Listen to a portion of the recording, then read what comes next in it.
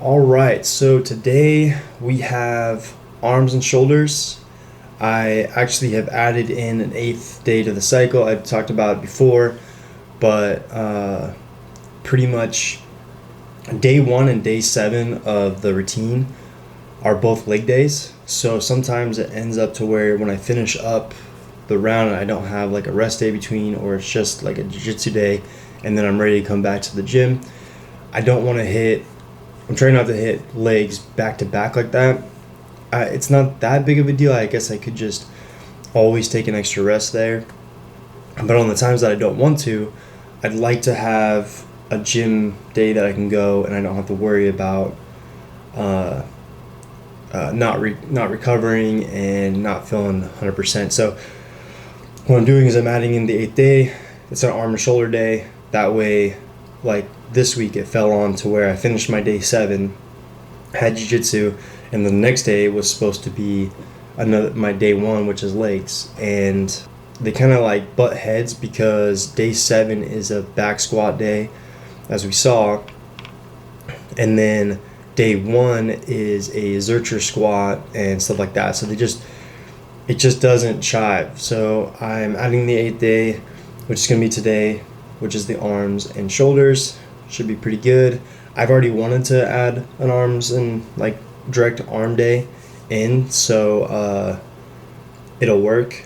And then after I lift, I'm going straight to the combat gym, and I'm gonna be doing a few hours of jiu-jitsu. I might shoot some footage there of it and throw a couple scenes up. I'm not really sure. I know I've talked about it before, but I don't really know how I'm going to implement the jiu-jitsu side unless it's just, I guess, putting up the camera like I do for the lifting and just filming what happens and then throw a couple clips in. So we'll see how it goes with that, but the main thing today is obviously arms and shoulders, and then jiu-jitsu, and then basically just relax and hang out for rest day. I'm going to compete in March in a jiu-jitsu competition. I think it's a world's jiu-jitsu. It's like IBJJF or something like that. I don't remember the organization. I haven't fully committed, so I'm pretty sure I'm gonna compete in it.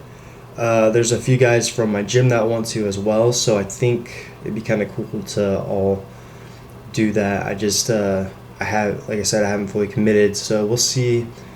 But I'm gonna start training like I'm going to. So I'm gonna start orienting my training like a little bit more jiu-jitsu, technique base, rolling, working positional, stuff like that, and then making sure my strength training progressions are working well with my jiu-jitsu. So maybe a little more explosiveness. I might add some more like broad jumps, vertical jumps, bridge type stuff.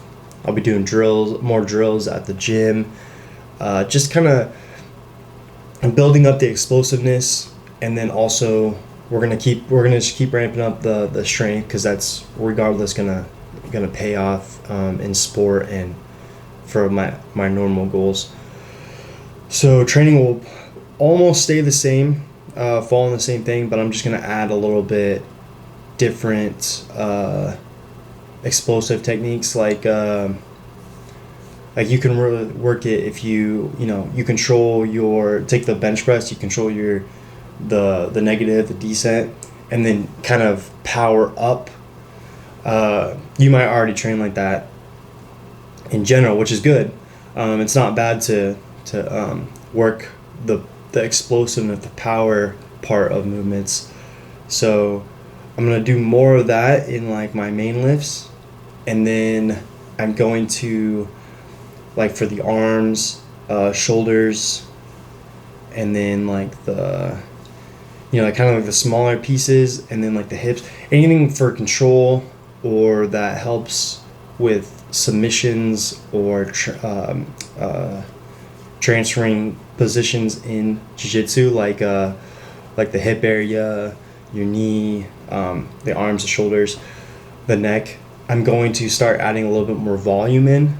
So there's going to be some heavier elements where I lift a lot heavier for it, but then there's going to be a lot of elements of like that high volume, that hypertrophy standpoint, because that'll help build not only the endurance in the muscle in that region, but it's also going to help the tendons and all that stuff and the joints, make sure they're nice and fluid and can endure. Like, say I'm stuck in an arm bar, and not only do I need the strength to fight it off, but that muscle and tendon endurance will help, and the extra workload, I can fight off that initial pull, and then I can probably outlast my opponent, or how much my opponent's putting in, if I can get myself to the right angle. So trying to kind of give me the strength and endurance to get myself to the right angle to get out of things is kind of the mindset of that. And then obviously shoulders and arms are targeted a lot in grappling, so in the neck. So it's good to build that up, so not only does it work well being attacked so much, but it also can outlast things, and you have the benefit of having healthier joints and stronger joints overall. So anyway, so that's the things that are going to change. I'm still going to keep all the strong stuff, but I'm going to kind of start adding a little bit more endurance, or not endurance, but hypertrophy training within these smaller areas that pertain to jiu-jitsu, because I want to make sure that they're ready and good. And I should have probably been already doing it in the first place, but I'm just going to like really hone in. And that's another reason why I want to add in this actual direct arm and shoulder day, because I already have like a couple shoulder days, but I would like to put one that puts more higher volume on it. So, and same with the arms. So that's kind of where I'm at with training and all that stuff. So we're gonna finish up the little bit of pre-workout food I got, and then head to the gym, get the lift in, head to the combat gym, get some rolls and some technique in, and then relax the rest of the day.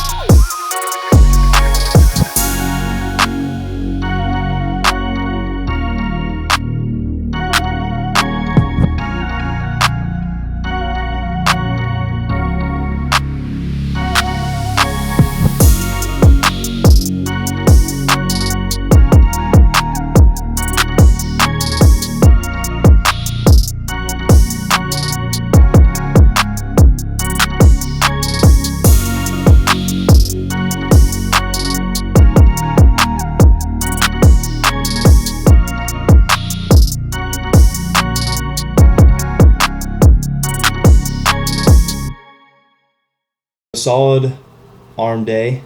I only did a couple supersets where, as you saw, I did the banded push downs with some curls and some shoulder stuff, and then I moved on to just some push downs and curls. Band stuff, I typically always start out my, like, any upper body day, even lower body, but upper body day with like band push downs for the elbow and a little bit of the shoulder, and then also some pull aparts and some shoulder rotations just to keep it nice. I like using the band to kind of warm up the joints in the arms and the shoulders and stuff and get the back going. So threw those in to the superset because I was just going to do curls, like heavier curls with the side laterals, but I decided just to keep the band going and just keep that keep the set with the others, which I do know that I said that I was going to do an arm and shoulder day, but after, I think it was almost 3 hours of like straight rolling / sparring, whatever you want to call it, for jits, and my grip was shot, my energy was shot, so I I got to the gym because I ended up doing jiu-jitsu first before I did lifting, and I know I was going to do lifting first and then jits, but because of time and trying to meet other people at the combat gym, I did that first, and then I was going to go lift, which I don't know if it was a good idea or not. I probably should have lifted first, but yeah. I even ended up bruising my hand a bit. Like, it's a little swollen. I think it's like bruised inside in the knuckles. I might have fell on it, or somebody else fell on it, or maybe a grip rip got it. I don't really know, but that made the gripping the bar and all the different angles kind of difficult. So I pretty much just got a pump and got out of there. But I think they were pretty solid. I did about 6 or 7 rounds of the first superset, and then I did, I believe, 5 rounds of the second superset, which I think it was pretty substantial work. I kept the volume up. It was decently heavy, but nothing crazy. But like I said, pushing my grip was really hurting, so I kind of wanted to try to fail out on those easy bar curls, but trying to hold that bar in my hand, my grip did not want to do it. So I stopped at the 25s on the sides and just kind of hammered out 8 reps for it, and then added the shoulders, and then decided to go do the cables, because the cables, I was at like bars, because I wanted to do dumbbell work today for the arms, for both triceps and biceps, but I figured the cable was probably a better fit after that first superset, just because the holding on is a little easier. Like, you still got a grip, but a lot of it, you don't have to be as tight. You're not like fighting it. I don't know. So just me. Yeah. So I'm gonna wrap this up. Just figured I'd come on here and let you know why my arm and shoulder day ended up just being an arm day, just because I was shot. And I really should have gotten some footage of the rolls. I think that's what I'm going to do going forward, at least getting them down on Saturdays. I think I'm going to record just a few and just throw some clips on here, just to see, that's the whole issue, is like, I just don't know how to mesh it. I know I talked about it before, so just that might start popping up. I'm not really sure. We'll see. But yeah.